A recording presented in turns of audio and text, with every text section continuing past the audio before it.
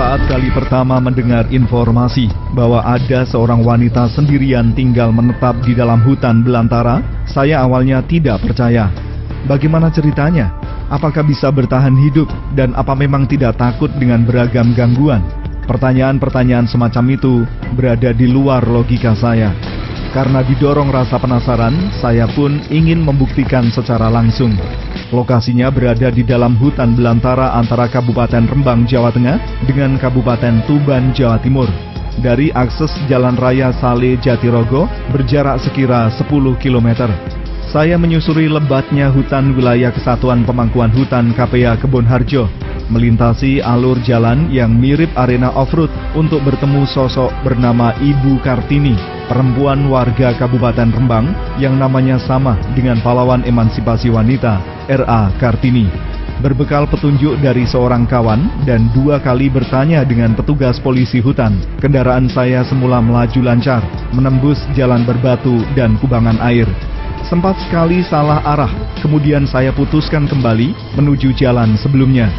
Setelah masuk perkebunan ketela yang merupakan perbatasan antara kawasan hutan dengan tanah pribadi warga, akhirnya saya bisa menemukan sebuah gubuk dan rumah panggung yang ditempati Ibu Kartini.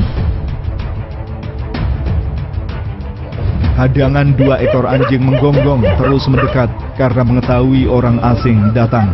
Kartini, wanita berusia sekira 55 tahun ini, tergopoh-gopoh menyambut saya dengan sangat ramah. Sebentar memperkenalkan diri sebagai seorang jurnalis, tak berselang lama, perbincangan pun mengalir.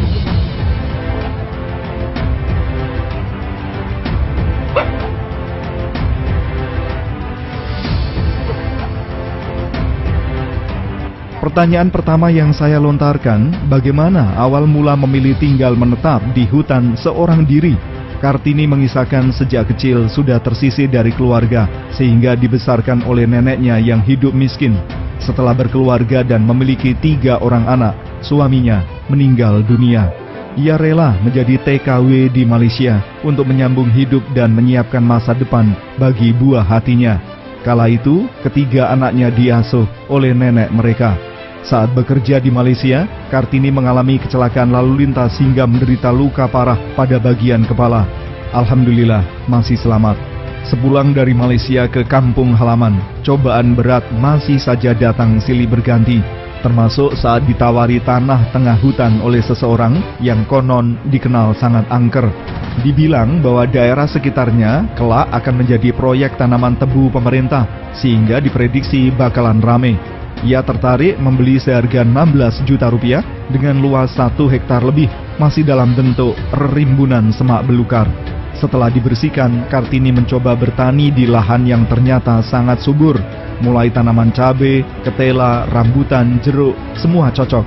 Kali pertama, Kartini mendirikan gubuk kecil, kemudian atas bantuan petugas perhutani KPA Kebonharjo bisa menambah dengan rumah panggung untuk tempat tidur.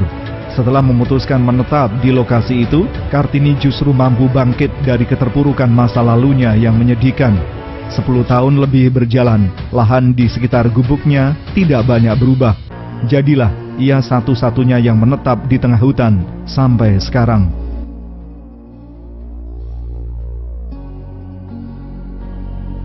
Pak ning grumbul. Masa nih kan gak ada siapa-siapa aku di dalam lahan. Nggak ada.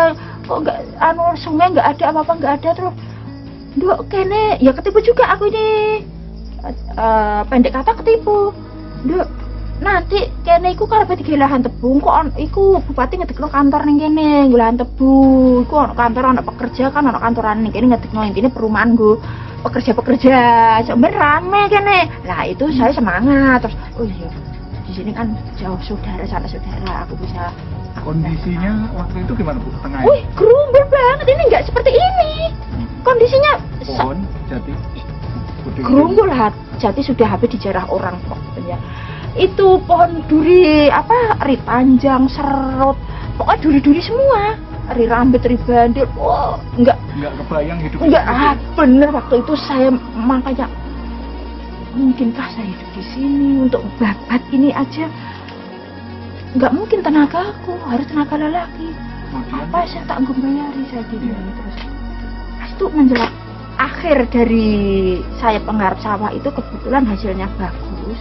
Terus uang itu waktu itu saya punya sekitar kurang lebih 10 juta.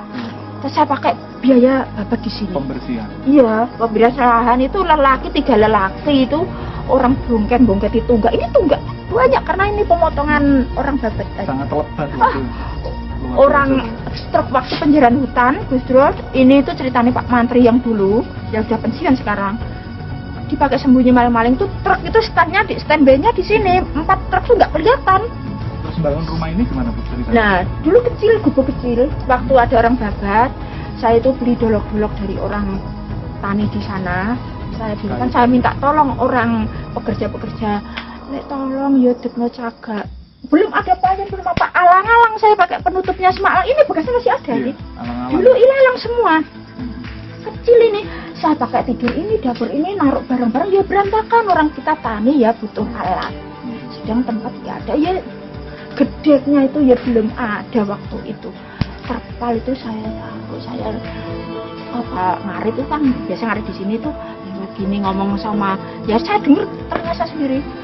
Apalagi uangnya ngarah kuat suwe. Dhisik setiap digarap uang kan orang nanti setahun uang mati gitu.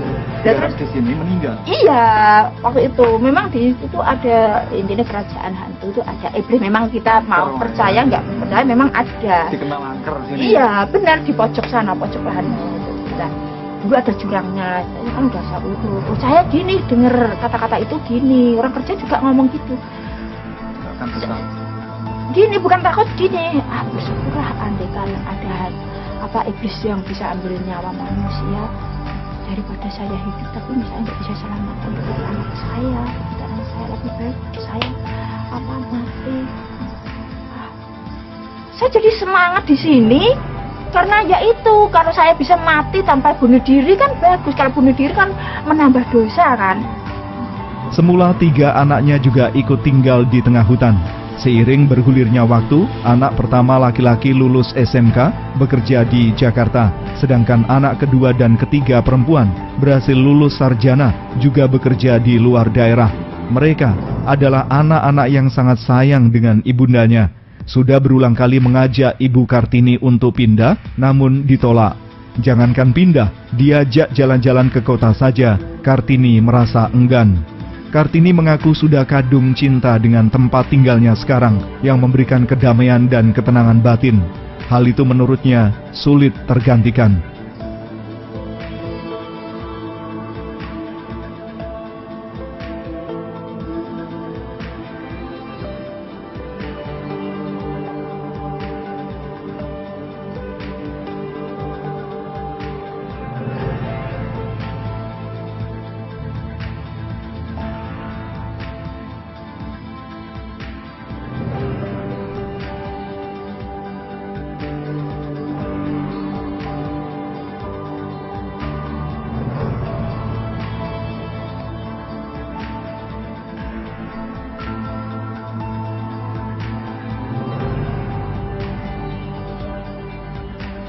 Semakin tambah bertahun semakin lebih membaik, semakin bisa menguasai lahan, menguasai pekerjaan, menguasai situasi. Ibu rencana tetap akan tinggal di sini?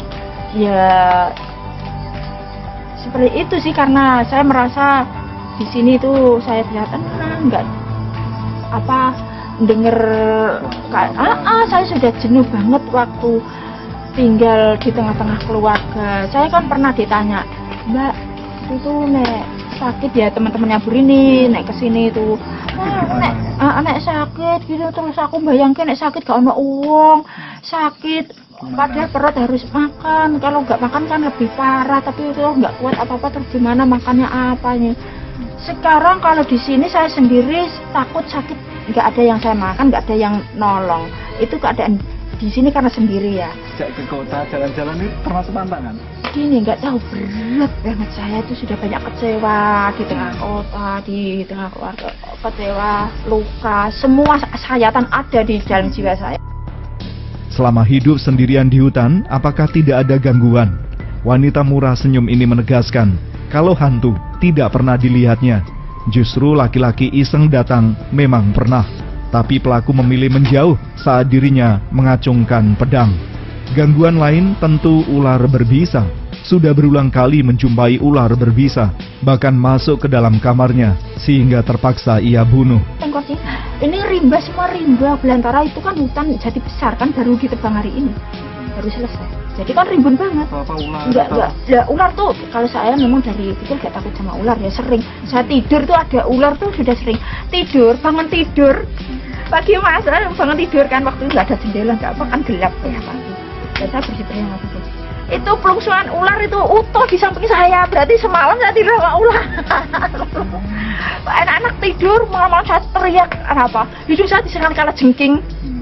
Itu, iya malam kan gelap-gelap. Lampu tempel uple itu dari minyak tanah. Waktu itu minyak tanah sudah sulit, nggak ada lagi. Akhirnya apa? Saya antisipasinya. Solar saya kasih cover barus itu diaduk-aduk, itu bisa nyala dipakai lampu. Kalau gangguan mungkin hantu atau apa? Ya bersyukur, mungkin Tuhan tahu saya penakut, takut saya mati mendadak. Karena kalau takut kan terkejut kan, kalau dikata iya apa kan pasti kalau orang jantung kan pasti deg kan gitu.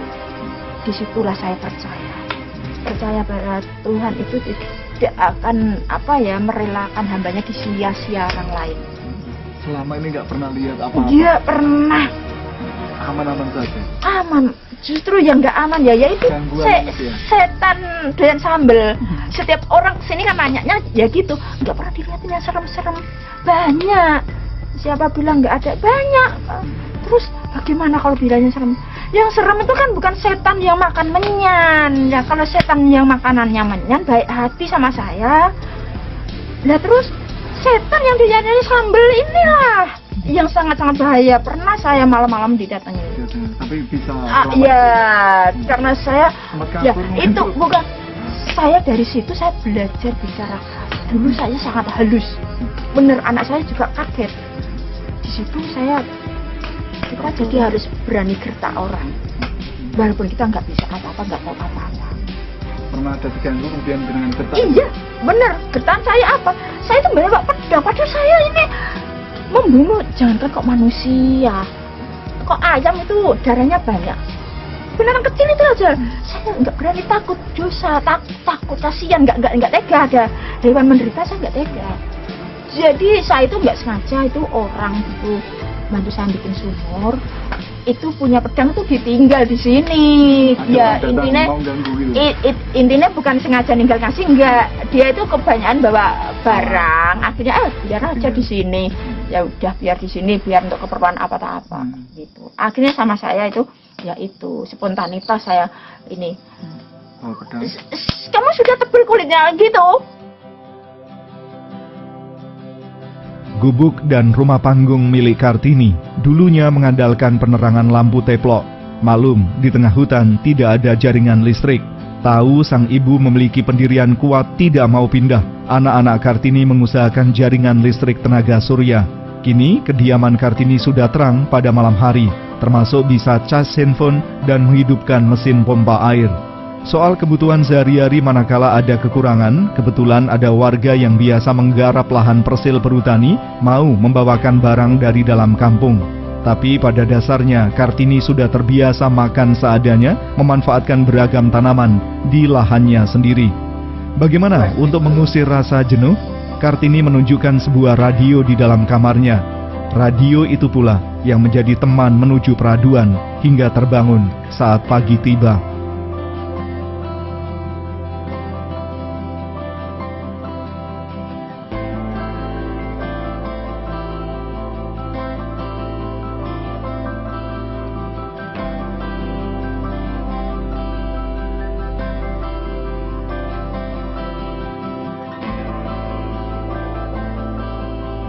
Kartini menambahkan saat lebaran menjadi momen yang paling menyenangkan karena anak dan cucunya semua berkumpul di gubuknya.